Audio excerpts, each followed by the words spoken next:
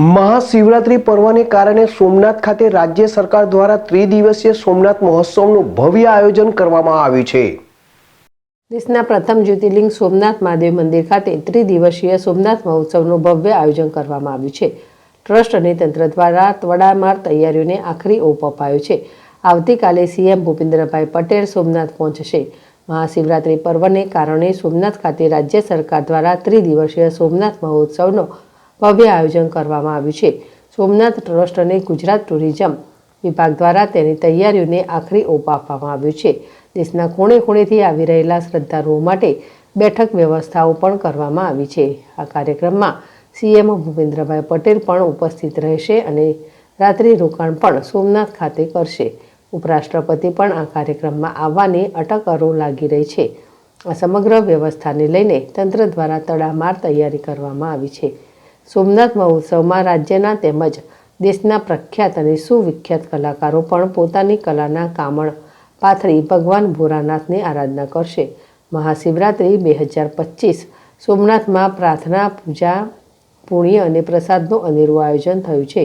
મહાશિવરાત્રિ 26 ફેબ્રુઆરી નિમિત્તે મંદિર સવારે 4 વાગ્યાથી સતત 42 કલાક ખુલ્લું રહેશે।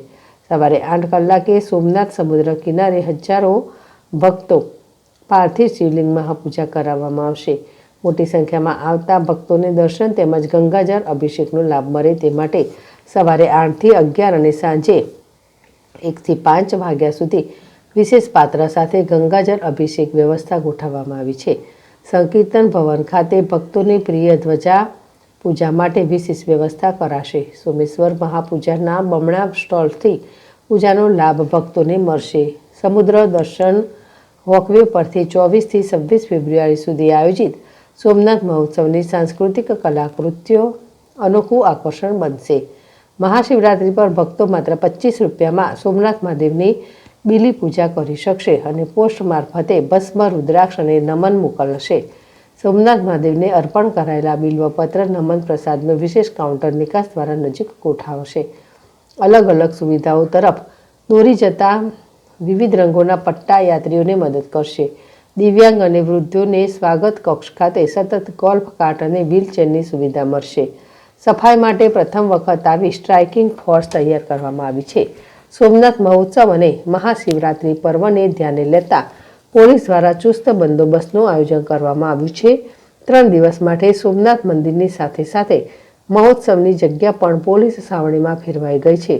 સોમનાથ મહાદેવ મંદિર ઝેડ કેટેગરીમાં આવે છે, પરંતુ મહાશિવરાત્રિ પર્વના કારણે લાખોની સંખ્યામાં શ્રદ્ધાળુઓ ઉમટવાની શક્યતાના લીધે સોમનાથ મહાદેવ મંદિરની પણ સુરક્ષિતતા વધારી દેવામાં આવી છે।